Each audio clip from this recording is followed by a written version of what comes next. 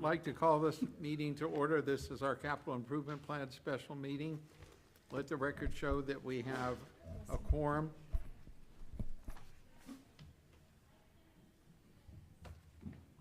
You want to give the Got to date? finish eating my piece of candy. Maybe you should mention the date of the meeting. Today is June 16th, 2025. And the time is 7:35. So, and Ms. McHugh, just be aware that the council put bets on what time the meeting will be over with. And so far, I think everybody's missed the deadline anyway, so you got hours to go. So is there a motion to approve the agenda? Yeah. So moved. Second. We have a motion by Ms. Dugo, second by Mr. Tharp. All in favor, all Aye. opposed, Aye. Aye. motion carries. Any comments from the public? So seeing none, we'll move to the regular agenda, and that's our FY25 budget update on the capital improvement plan. Ms. McHugh. Thank you very much, Mayor, Council. Before we get started, I just want to, there's a lot of effort that goes into putting all of this together. I want to thank our departments for the work that they do in putting together our capital program. I think that it's something that has really been beneficial in how we plan for projects, how we maintain our infrastructure to ensure that, we are providing a good quality of life, a great quality of life for our residents. So I'm grateful for all the effort from the departments. Most importantly, I'm grateful for the effort of our Director of Finance and our Budget Manager for all the work that they put into putting this together. It is a lot. And I am also grateful for your confidence in us as we work through this. You will see, and you may get a little agita because some of the numbers look a little low when we look at balances. But we do have a plan, and we think that we are in good shape, and we will continue to monitor some things and work through things and phase budget some things, but we feel that we're in a good place. Most of what you're going to see here tonight in our presentation is really just maintenance and maintaining the infrastructure, replacing equipment that needs to be replaced, replacing infrastructure that needs to be replaced, with the exception of things related to parks. A lot of things related to parks, because we are going through the parks master planning process, we are a little hesitant about putting major investment into the parks because we want to ensure that we are going to be following whatever comes from the parks master plan. So we're just going to be doing a lot of routine and regular maintenance from a parks perspective until we go through that process. And as you know, we do have some very big projects on the horizon, so a lot of our resources are going to those big projects. But we will not be going through every item in this list because a lot of it is just general maintenance. But there will be some that I touch on, but I will just go through the page numbers and we'll make our way through. So if we're ready to go, we're going to start with our 301 fund, which is our new growth. First one, that's just an in and out. That's one that we have every year, and that is with our fire rescue, public safety equipment and services. So that's just an in and out. We receive the funds, we expend the funds, nothing new with that one. The next one that we have, 301237, that is for Fire Station 96. This is one that we've had a lot of discussion on. There has actually not been any final approval from either the City Council or from the school board in partnership with them, but we are planning for it based on a lot of the discussions we have. Currently, I am reviewing the agreement, the interlocal agreement that we will be sending to the school district here soon. It has a lot of detail to it, but we're working on an idea where we would locate our fire station on the campus of John I. Leonard High School. In discussions that we've had with the school district, they have seemed very open to it. One of the challenges that we have faced as part of this is the loss of the retention lake in order to put the structure or the fire station there on about 2 acres of the retention lake. We've had discussions with South Florida Water Management District. They are very protective of the C-51 canal. They want to ensure that there is a place for the water to go. And through a lot of discussions with our engineer, we came up with a plan that would allow for placing rain tanks underneath the areas that you see in the visual there. So if we take away the water from the retention area, it will be replaced with rain tanks that will go underneath the parking lot and also underneath one of the fields. It is very successful. It has been used pretty often. Our engineer has used it on several projects that they have worked on within the city of West Palm Beach, and actually the Broward Center, they have rain tanks underneath several of their parking lots as well. So this was something that was more reasonable for us to do instead of trying to put the building and the parking deck on piles. Which is what a lot of construction is also doing as well, to be able to protect the integrity of the retention area. But the parking deck alone on piles was about $8 million. So that was something that was just not feasible for us to do. So this made more sense for us. The school district seems pretty amenable, and most importantly, South Florida Water Management District was amenable, because without their approval, we wouldn't be able to do it. So what we're looking to do as the first phase is the rain tank phase of this before we even begin any construction. It does not have to be done in conjunction with construction. It can be done separately. It can be done years ahead of time, but it's something that should be the first phase. So we are budgeting for the first phase of that in anticipation of approval by the city council and also approval by the school board. So there is that asterisk that goes along with that, but that's what we're working towards with this item. The next item is our Emergency Operations Center. As you know, you did approve the design build agreement for that. We are moving forward with it. And we are doing a phased budgeting for this project. This is a $30 million project. We're doing it as phased budgeting. So for fiscal year 25, we have not spent that $4 million that we have in the current year. We are going to be anticipating to do a PO for that to carry that over into fiscal year 26. And just based on the timeline for construction of this project, we are going to start with clearing here pretty soon. But based on the timeline for construction, we will be able to phase that from a budgetary perspective. So that's what you see here in front of you.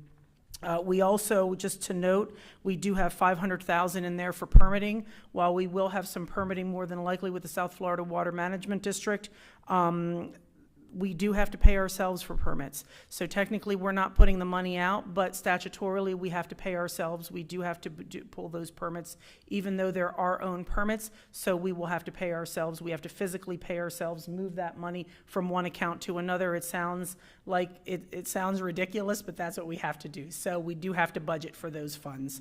And if you do have questions, please, stop me. I know that I talk very fast, so just tell me to slow down. I can't help that. It's just, I walk fast, I talk fast. What happens if we decide not to approve that transfer of funds?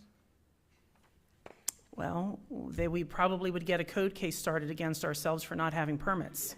So we'd probably start a code case against ourselves for not having a permit. And then we would probably fine ourselves, and it would just be a headache, so it's probably better to just put that money in the budget right at the get-go. So, okay, next item. Tonight you approve the safety action plan for our Safe Streets for All. And what we're looking at going forward with that plan being adopted this evening, we have not identified. We want to go through that project list and kind of come up with a timeline for how we're going to phase these projects. But we did put some monies in here for fiscal year 26. While we don't have anything ready to go yet for fiscal year 26, we would potentially apply for something in fiscal year 26, understanding that our match is a 20% match. So we could apply for $1 million project or somewhere around there. Our match is the $250,000. So we want to be able to have something in there. More than likely it will be, though, for the fiscal year 26 cycle, kind of the end of that cycle for the federal government. So we want to have some dollars in there to be able to come up with a plan. And then our next item is our 301, this is our revenue and expenditure detail. You will see that, you will see that for fiscal year 25, and I will talk about this a little bit later, you're going to see that there are no funds in fiscal year 25 for impact fees. We'll talk about this a little bit later when we get to the 301 fund. We're trending actually pretty well from an interest perspective. The dollars that you're seeing in there for fiscal year 26 for interest are actually what we're looking at as actuals for 25. So we're going to carry that over into 26 where we're seeing those dollars. And that 135,000, that is a budget adjustment. That was a budget adjustment that was done earlier in the year actually for the dollars for the Safe Streets for All program. Going down into the expenditures, we have the items that I just went over. You see the $1 million there for the fire station. That's something, I'm sorry, the $4 million for the EOC. That's something that we will carry over. For Station 96, again, we have not spent those dollars as well. So that's something that we'll rebudget for in fiscal year 26 for Fire Station 96. So when you go down to the fund balance, we're looking at a beginning fund balance of 8.8 million with a net change of 4.5. There is prior year rollover, which is outstanding POs of 185,000, and then the 975,000 is realized revenue. That's just more revenue than we anticipated coming in. So that takes us to a 5 million ending balance. Looking ahead for fiscal year 26, we will be doing an interfund transfer. We don't leave those monies sit here as the project. We move with the project. We will then transfer the money into the fund. So we will be transferring 9 million into the 301 fund. You see the amount of interest that we're anticipating, and then also impact fees. And again, I will talk about that a little bit when we get to the 303 fund, when we look at that revenue and expenditure detail. So for expenditures, we have our 20,000 grant, the 2.4 million that we have in anticipation of the rain tanks for Station 96, and the 10.5 million that we're looking to put in for the EOC, and then also the 250 for complete street, or from the Safe Streets for All. So we're looking at a beginning fund balance of 5.1, a net change of 3.3, which leaves us a balance of 1.754 million. And again, I know the numbers look low. As we get to the ARPA and we get to some of the later funds, you'll see some opportunities that we have to be able to put some more funds back into the 301 fund. Is there any questions on the 301 fund? No? Okay, moving on to the 303 fund. I think I talked about a lot of what you're going to see here is really just general maintenance. Just based on going through the Parks Master Plan process. We just don't want to make any major expenditures until we go through that process. So the first one is really, again, just basic city park improvements. We do have that categorized. The one item, which is the equipment, that is replacement of exercise stations at Freedom Park. So because those exercise stations are in need of replacement, we do have that listed on here. We could make a change depending on where we go with the Parks Master Plan, but we did include that in here. So we have that at $184,500. The next one is just $40,000. That is really just for court resurfacing. You will see the matrix immediately behind that. That's for the pickleball courts at Community Park, and then also the Freedom Park pickleball courts. We have that included for fiscal year 26. I'm sorry, 303186, page 13. That's just 15,000 in there for any public grounds landscape rejuvenation that we need to do. 303190, that is 93,500 for LED projects, which would include the Arbor Park path and also overflow parking area at Freedom Park. You'll see in fiscal year 25 that we did get an energy grant. We are going to pursue energy grants in fiscal year 26, but we just don't have anything noted yet within the budget, but we are going to try to go after some grants in fiscal year 26 as well. And then community center remodeling, we have 25,000 in there. That's really for the replacement of flooring in the front reception area and administration areas. Not major, but it's something that is needed within those areas, and that really doesn't get impacted by the Parks Master Plan. So when you're looking at the revenue and expenditure for the 303 fund, one of the things that you won't see on there, because we're looking at the fiscal year 2024 actuals, is in fiscal year 2024, we did budget for impact fees. We anticipated that we would be getting impact fees based on the Blossom Trail project, based on some other projects that were happening in the city. Through no fault of the city, and we were not holding up those projects in any way, there was just some things that held the projects up, so those projects didn't start, so we were not able, we did carry over into fiscal year 25, thinking that we would potentially anticipate those impact fees. Again, we did not realize those. We have not yet realized those impact fees in fiscal year 25. So when you look at the highlighted line below, on fiscal year 25, you're seeing that we are looking to do a budget adjustment for $340,000 to be able to complete the projects that we have slated for fiscal year 25. I will say that we potentially could anticipate some fees coming in, some impact fees coming in, just based on the timing of some projects that are coming through. And this is not a budget adjustment that we're going to do right away. We're going to wait closer to the end of the fiscal year, depending on when we might get some impact fee dollars. But just in case we don't, we may need to do that. Now, I will tell you that from an impact fee perspective, Blossom Trail is, I believe, slated to start construction in October. We are looking at $1.3 million in impact fees for Blossom Trail. And then we will also be realizing impact fees for the Murphy Station, for the Chickasaw Road townhouse project at the end of Chickasaw Road, for the Dodd Road townhouse project on Dodd Road, and then also for the professional office buildings in the front of Santa Catalina. So we will be bringing some impact fees in both the 301 and the 303 fund, but just based on some of those projects being stalled, and primarily the Blossom Trail, that really was due to placing utilities and some of the infrastructure that they needed to put in there. So as you're looking at fiscal year 25, you're seeing an ending fund balance of $1,503. That is with the budget adjustment. And that is just based on not receiving those impact fees that we anticipated we would be receiving back from fiscal year 24. So in looking ahead at fiscal year 26, you will see a much larger number for impact fees because we're looking at realizing those. Now, remember, though, we can't collect all impact fees at one time, be based on changes in the legislature that they made, that they don't have to pay all the impact fees up front. They can pay them as they CO, or as they're COing those. So that could stagger when we're receiving those impact fees, but we're pretty confident that we're going to be okay going into fiscal year 26.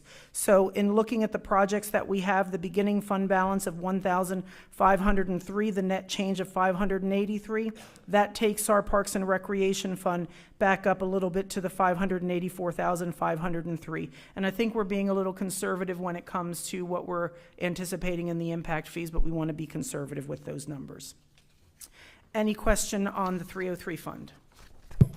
No? Okay, 304 fund, reconstruction and maintenance. This is, of course, our largest CIP and also the one that has our largest interfund transfer that we do.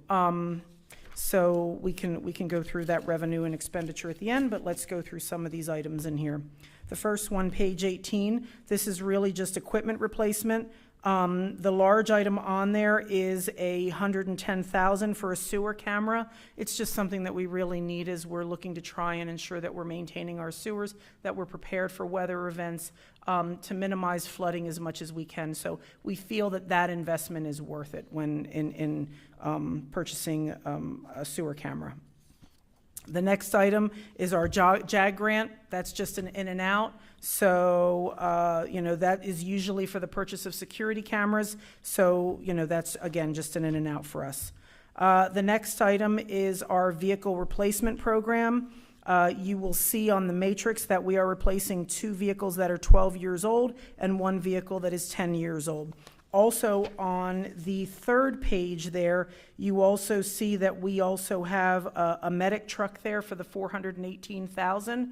Those 3 trucks there, the 2 medic trucks and also the ladder truck, those items have actually been prepaid. So we're just realizing it here, but if, as you recall, we made the request a year ago to prepay for those. So they have been prepaid already. So, but for accounting purposes, we have to just realize that. So we wanted to be able to realize some additional savings in prepaying. It takes a couple years before we even get the truck. So we did prepay those back in 2024, I believe that was. Do you have any idea what the cost would have been for those trucks if we had not prepaid and actually did the contracts at a later time? I don't, but I know we realized a couple of $100,000 in savings by doing those prepaying at the time. And the prices just, go up so much every year. So we did prepay those. So we're looking at, while it's $643,000, it really just is the 2 vehicles at $60,000, $105,000. I will tell you that every year we have conversations about the pros and cons of leasing vehicles. There are several municipalities that lease vehicles. I did recently have a conversation with Enterprise again. They came back and wanted to have another conversation. So there have been some changes to their program, which I thought were pretty favorable. I thought it might be something that it would be worth looking at again. So we are going to have another conversation. I don't know that it's something that's going to be in place for this fiscal year, but it's a conversation that we continue to have. The same thing with copiers. Does it make sense to purchase? Does it make sense to lease? We do look at that every year. It's just, we're trying to determine what the best route is for us, but please know that we do look at that every year. The next item, that's just $36,000, and that's really just to ensure that we're maintaining and replacing all of our servers, network infrastructure, security equipment, things like that. For fiscal year 26, we're looking at replacing 4 of our network video recorders, and those are actually, those have the hardware to store the footage for our security cameras that can be accessed by Green Acres and PBSO. The next item is our roof replacement. That is just $20,000. There is actually no replacing that's happening in that in fiscal year 26. That's just in case something happens and we need to do a repair. Exterior, interior painting, 304,151. That is, again, just, you can see from the matrix, it is just keeping everything looking new and clean. I will say that some of the numbers that you see on here, for some of our gazebos, things like that, you are soon going to be seeing the colors with our rebranding. So we are going to make sure that whatever we're doing in line with the rebranding, and whatever colors that we're using moving forward, it's going to be in line with that. So if we do have any painting in here of any of our gazebos or anything, pavilions, things like that, we're going to make sure that we're anticipating that we are going to be releasing some colors with branding that will make sure that we're in line with that. The next item, 304,152, the $75,000, that's actually for pipe repair of a pipe that's been damaged by tree roots. But then also in there, there's some additional dollars that if our cameras are not able to access certain things, we may need for possible video footage that just our camera can't access. So it just all depends, but that's what the dollars are there. For roadway resurfacing, striping, and marking, we have $210,000 in, and that's again based on our matrix. We want to make sure that we're keeping up with our program. We're looking at Foxtail Drive, the sidewalks, and then also Foxtail Drive north of Purdy and south of Purdy for fiscal year 26. Additionally, one of the challenges that we face, and you'll see with our revenue and expenditure detail, is that our gas tax dollars, or our gas, we can't use those for certain regular maintenance things. We can only use it for new infrastructure. So that may be something where there is a conversation at the legislative level, at a conversation with our lobbyists, that maybe the definition of how we can use those restricted dollars can be expanded going forward, so that we do have the ability for just basic resurfacing, things like that.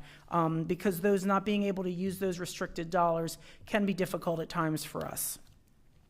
HVAC replacement, these are just basic replacements to the former City Hall and then the Perry Building. Either way, while we are getting a new youth programs facility, we still have to maintain the infrastructure of the air conditioning systems within them. So those are just basic replacements.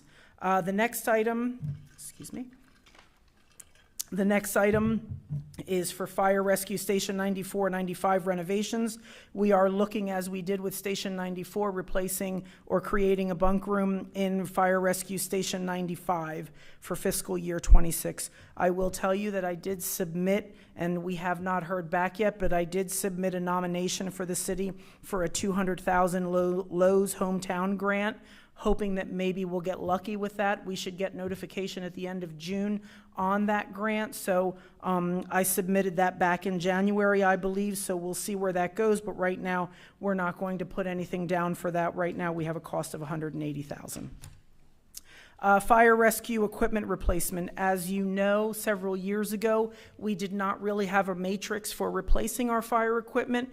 We were buying new vehicles and putting old equipment in our new vehicles, and it just didn't make sense for how we were managing equipment replacement, so we felt that it was important to create a matrix for the replacement of fire equipment. So looking at fiscal year 26, probably the larger expenditures are for our air packs. There are life expectancies on air packs, so they don't last forever. We do need to replace them within certain periods of time to ensure that they are effective. Additionally, we do also have a power cot stretcher on there, and we have bunker gear. All, very important equipment to ensure that we're protecting our firefighters. So, and the matrix has been something that has been important for us to ensure that we're timely replacing our fire rescue equipment. The next item is just basic $10,000 for any public right-of-way landscaping that might be done. We want to make sure we have some dollars in there for that. And after that, 304229, page 39, we have $17,000 in for a flooring replacement. We have the former City Hall, the council chambers at the former City Hall, and then also any miscellaneous refurbishment. As you remember, in fiscal year 25, we did include refurbishment or new bathrooms and some other work at the old City Hall building. So we're just trying to maintain that building through, and we have a contract with the state on that. Next item is a new item. This actually is for the Public Works building. We're looking to do a rehabilitation project there. That building was constructed in 2016, and just based on weather, cleansing agents, just different lubricants, fuels, it's caused corrosion at the base of 5 of the columns within the south side of the building, and we need to replace those columns to ensure that we're extending the life expectancy of our building and that, we're maintaining the infrastructure. So that's what the $60,000 there is for. Okay, in looking at our revenue and expenditure detail for our 304 fund. Current year fiscal year 25, you will see that the interfund transfer was $900,000. You're seeing that number is growing as we go year over year, and it is anticipated that probably number could potentially continue to grow just based on our infrastructure needs. But we're looking at, for fiscal year 25, we have our gas tax, we have our interest on some of our investments, and then we also have our grants that we're looking at for fiscal year 25. We also have cell tower rental. Years ago, there was cell tower rental. The policy regarding cell tower rental had it going to different funds. We moved it to this fund. We felt it was most appropriate and needed for this fund. We are also having conversations with DNS on our cell tower contracts, and are we maximizing those contracts? Are we capturing all the revenue that we, should be capturing from those? So we're going to be looking at some things related to that as well. So our expenditures, those are all the items that I went through. Our beginning fund balance with for fiscal year 25, we're looking at $601,000, net change of $383,000 revenue over expenditures. Prior year rollover is our POs, and then we have some realized revenue that we did not anticipate with an ending fund balance of $894,304, which carries over to 26. You will see the $1.2 million that we are doing as an interfund transfer to cover the cost of a lot of the projects that we have in the 304 fund. So we are looking at a net change of about $700, ending fund balance of $895, but you will see that the restricted amount is $674,000. Again, when we talk about that gas tax, that second local option gas tax, we are restricted in how we can spend those dollars. So maybe that lends to a larger conversation, since there are lots of conversations as to, you know, whether it's property taxes, things like that, how we can generate some revenue or use that revenue that we're receiving to be able to, for projects. So just something for future conversation, but then you will see it leaves an unrestricted fund balance of $220,000.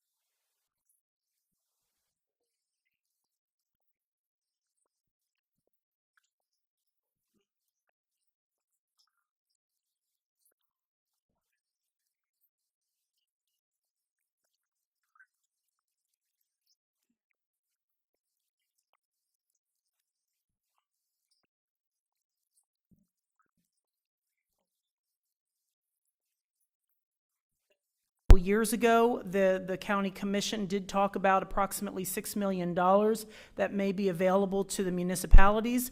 We were contacted by water utilities and said, you guys have a shovel-ready project. You guys should be good to go. Go ahead and put in for some of these dollars. Ultimately, in the end, administration made the decision that they were going to recommend to the county commission that those dollars be diverted towards parks projects. So unfortunately, we lost that funding. Our former mayor and I did go to speak with the county commissioner, our district commissioner at the time, to make our plea. We were not successful with that, but I think that we have made a lot of traction since with our septic to sewer project. We are one of the few municipalities in the county that does not do an assessment on our residents. The council years ago made the decision that this is something that we would do using our dollars and not assessing our residents outside of just the connection fees. So we are looking at a couple of other options. We did have discussions again recently at the beginning of the year. Our Director of Public Works had discussions with Palm Beach County Water Utilities about an FDOT project where there may be some funds. So we got all of our stuff together. We submitted our stuff to be told a few weeks ago that, oh, we probably won't be able to get funds. But I did have some conversations with our county commissioner, and they are going to go back to FDOT and see if they can include the city in that funding and allocate funding. They're saying that FDOT wouldn't allow it, but they're going to go back and make another appeal to see if that funding may be a possibility. So we're going to hope that we might be able to get some additional funding for that. Additionally, we are going to go after some Lake Worth Lagoon dollars. The county is putting out their applications for that, and that is, the application period ends July 31st. When we were initially told about the initial $6 million, we were told that we were not qualified because we did not have a direct impact on the Lake Worth Lagoon. But when you look at everything, we are in the Lake Worth Lagoon watershed area. So we are going to make that argument in our application that we are qualified based on our location within the watershed area. So we're hopeful that we might be able to get some dollars there. But we'll keep moving forward otherwise. So, but I do think in the discussions that we're having with the county, we've been very fortunate with our appropriations requests and those dollars that we've been getting. So we're going to keep going after them. Today, I did have a phone call with our lobbyist, and he connected me with the Gray Robinson lobbyists that are in Washington, D.C. We talked about a lot of our bigger projects like our EOC, our fire station, and also our septic to sewer. So we're going to see if there's some opportunity for them to assist us and be able to maybe, while we have great support from Congresswoman Frankel, getting us in front of others at the federal level to be able to maybe get some more dollars and benefit from the dollars they have available there. So we'll keep going with that. But that's where we are with this Septic to Sewer North project for fiscal year 26. I know that was a lot of information, but wanted to make sure you had a good understanding of where we were there. For the next item, 305231, that is looking at sewer connections south of Biscayne Drive. We have $1.5 million in there for that phase for the south project. So when you look at the surtax and you look at what we have left, when you look at fiscal year 25, the infrastructure surtax amount we have in there was $4.5 million received, and that's what we budgeted, and we've usually had been exceeding the amount of infrastructure surtax. So we were able to do a lot of projects when you go back and look at 23, 24, 25, and the amount of dollars that we were receiving from that infrastructure surtax. We definitely exceeded the $23 million that we were slated to get for that program. So in fiscal year 25, with our CDBG grant funding, Gladiator Lake dollars that we have coming in, and I'll explain when we get down here to the bottom, but we have the Gladiator Lake dollars, that amount there, and then our state appropriations, we have 1.1 million in for that.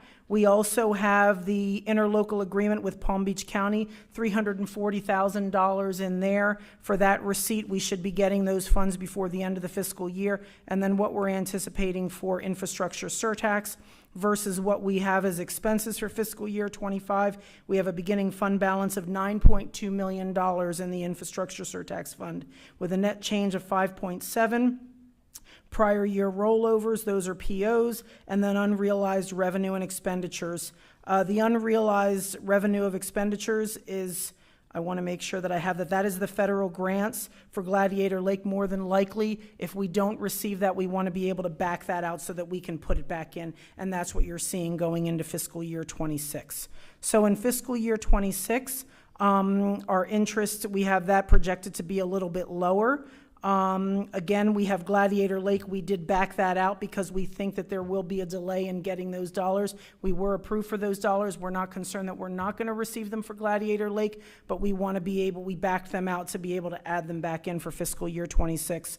State appropriation for the sewer, we have $600,000 in there. And then we also have the private reimbursement of $516,000. If you remember, we entered into an agreement with the developer for the 5 acres at the end of Chickasaw Road. And because we included that phase, that additional alternate within our bid to be able to upgrade that road, to have a seamless road go all the way through, they are going to be reimbursing the city for that. So we will be receiving that $516,000, and that should be sometime around January of 2026. So when we're looking at the beginning fund balance based on the projects that we have here for fiscal year 26, beginning fund balance of 8.9, net change of 1 million, we have $7.8 million in the surtax fund.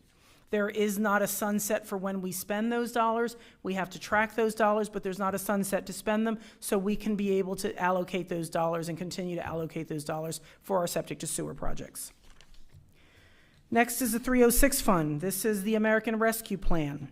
So we only have a couple projects within, actually, we only have one project within the American Rescue Plan, and that is our youth programs building, and that is really just in case we need it. We have $600,000 budgeted for fiscal year 26 in case something comes up. We did also receive notification that both of our appropriations requests were fully funded in the budget. We just have to get through the veto process at the governor's desk. So we're going to remain hopeful for that. That hopefully means that we wouldn't even need to use this $600,000. But just in case something comes up as we finalize that project, we wanted to have some dollars in there. So that is the only thing that we have in there. So when you look at the revenue and expenditure detail from fiscal year 25, we have the ARPA federal funds. We have that money's coming in, the 9.4 million, interest of 620,000. We did very good with interest for that. And then also community project funding. That was the Congresswoman Frankel community project funding. It was $1 million. We allocated 700,000 for equipment, things that went into the different programs. And then we also, the balance of that $1 million went into staffing. So we were able to use a portion of that for staffing, and then also the state appropriation dollars that we have in there. For fiscal year 25, we have a beginning fund balance of 5.3, the net change of $11 million, prior year rollover from the prior budget years, which is based on the youth programs building. We have $10.9 million. Again, unrealized revenue, that one is a minus in the expense side. The 1.7, that was really with budget adjustments that we managed. I'm sorry, not the 1.7 million, that was unrealizing expenditures, but the 880,000 was a budget adjustment, which we did earlier this year. So that leaves us $3.3 million. We're looking at fiscal year 26, interest of $500,000. And then we're looking at $600,000 in federal funds, the carryover of the Frankel funds, because we will probably get those late. We backed them out there at the bottom of fiscal year 25, adding them back in. The same thing with the state appropriation. We only have that $600,000, so we have a beginning fund balance of 3.3, net change of 2.1, 5.5 million is the balance. The good thing about that is that's going to close out the 306 fund, that project. We will have the ability to move these dollars to the 301 fund if we need to move those dollars to the 301 fund. So we'll be able to put that money back into other areas. If you recall with the ARPA funds, there was a certain amount of money that we could use. There was a certain portion that had to be designated for specific projects. It had to be spoken for. But then there was, I think it was the up to $10 million that could just be put into the general fund to be able to be used. So we will be able to move those monies around, move them back into the 301 fund. So for the CIP project summary, I'm not going to go through each one again. This just gives it to you in one sheet, where we are from a budgetary perspective on our CIP projects. Again, a lot of our CIP projects are reconstruction and maintenance, but we do have several very big projects coming through. So we're working through those projects, and we're looking at phased budgeting wherever we can. We're looking at grant dollars wherever we can, opportunities to explore grant dollars. When I was talking to the lobbyist today in Washington, she did say that we could use different grant dollars in conjunction with community project funding, so we're going every avenue that we can to try and get some dollars to be able to offset what our costs are. We are diligently working on that. Before we go into the forecast, I wanted to see, is there any questions on the capital projects? Any questions? Nope. No? Looks like you did a good job. All righty, so let's move into the forecast for the current fiscal year 25. We are trending pretty well for fiscal year 5 when you look at the amended budget versus the year-to-date actuals. And where we are from a forecast perspective, we try to forecast through the end of the year. We look at positions, we look at how operating is trending and how our revenue is trending. So as of right now, we're looking to forecast at the end of the year where our revenue is going to exceed our expenditures by about $1.4 million. So we're trending very well from that perspective. It is early. This is as of April. We are in June now, so but you know, we don't show you the numbers as of June because we have to close out what those numbers are as they're coming in, so we don't have all those numbers yet, so we wanted to be able to give you some solid numbers, but that's where we are from a forecast perspective. Any questions on that? No? Okay, just going through a few items that we go through every year during this meeting. Our educational scholarships, as you know, earlier this evening, we awarded 11 educational scholarships. We have 10 city scholarships, 1 private scholarship. Of those 10 city scholarships, 6 of them are budgeted in the council's budget. 1 of them is budgeted, 4 of them are budgeted with textile funds, for the funds that we receive from the textile bin. And then, of course, through the generosity of one of our residents, we also had 1 private, which was the STEM. So I'm assuming we're going to continue to budget for those again in fiscal year 26. We have them included. Just want to make sure we're good with fiscal year 26 on that. Yep, all righty. Property Enhancement Grant. The Property Enhancement Grant has become a very popular grant at the city. That is one that's $100,000. It is a 70-30 split. From a residential perspective, we do have the 70 in the residential, the 30,000 in commercial. As you recall, last year during our conversations, we have half up to $5,000 for residential, and we have half up to $10,000 for commercial.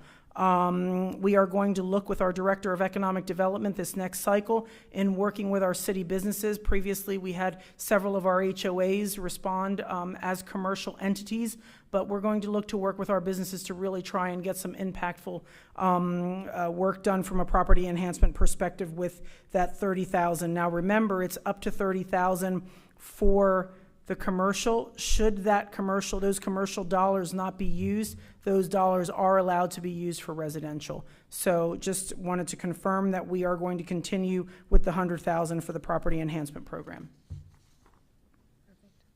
Yes. Okay. Art and Public Places. As you know, we established an Art and Public Places Fund several years ago, just based on several projects that have come through the city. Just like our impact fees, we do have a balance in our Art and Public Places Fund of $89,000. We are going to look, because next year is our 100th year, we're going to look to do some projects, Art and Public Places projects as part of our 100th anniversary. So we will be coming back with recommendations to all of you on projects for fiscal year 26. We've had conversations in the past about establishing an art committee. That is something that we will also continue to explore, trying to ensure that we can get some active members on that committee as well. But those are things that we will be working through going into fiscal year 26. Fiscal year 26 events. This is our 100th year, so we will be kicking off our 100th anniversary in December of this year. And we are going to be doing something new for our holiday in the park. It's going to be a carnival style with rides, things like that. So we're pretty excited about that. We are going to have some drone shows that we're going to be doing during the fiscal year as well. But remember, this is only starting in October. So we do have some things that for fiscal year 26, we have things that are happening prior, but this is just showing for fiscal year 26. So our trunk or treat, we have that date locked down for the 23rd of October, Fire Rescue Pancake Breakfast in December, Holiday in the Park, December 12th and 13th.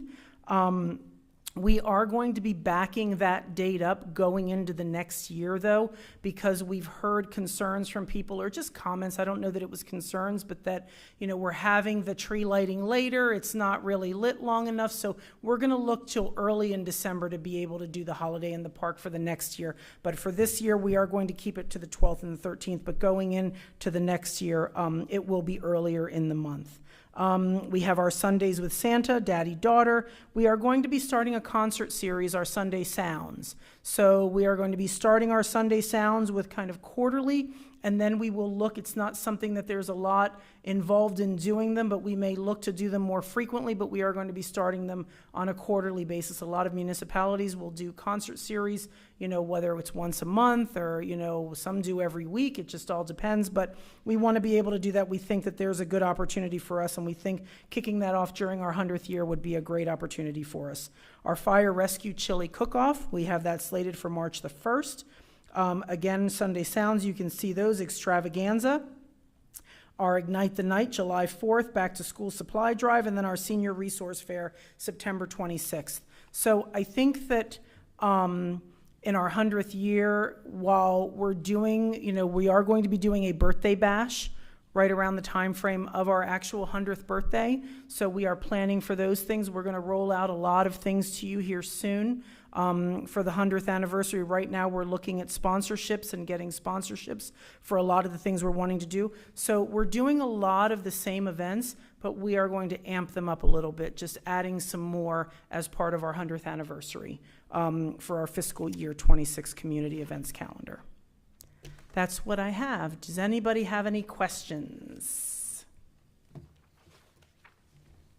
Does look like it. Thank you very much. All we need now is money. Yes. Barry? Well, and I think that, I'm grateful that the council wants to start having conversations regarding strategic planning and establishing strategic priorities, because I do think as part of that, I think that where funding is coming from for certain things is we're looking at a parks master plan. We're looking at density and height. We're 99% built out. So any opportunity for us to generate revenue is really going to be through redevelopment. And that's why redevelopment is going to be so important here at the city. And we're pretty excited about everything that we're doing. And I think that the timing is perfect with all the other things that we're doing to really look at our mission, values, and goals and establish what our strategic priorities are based on our current mission, values, and goals, and determine whether or not that's where we want to still be, or if we want to make some changes and develop what our new strategic priorities are going to be going forward. All right. Any questions? Doesn't look none. So thank you very much. So any comments from the public? Anybody from the public wishing to make comments? I think the only ones left in the room now are staff. So I'm anybody grateful that from they're staff? here. I appreciate that they're here with us this evening. And I assume no comments from the council or anything, so I'll entertain a motion to adjourn, and thank you all very much for being here tonight. Is there a motion? Motion to adjourn. Motion by Ms. Bousquet, second by Ms. Dugo. All in favor, all Aye. opposed? We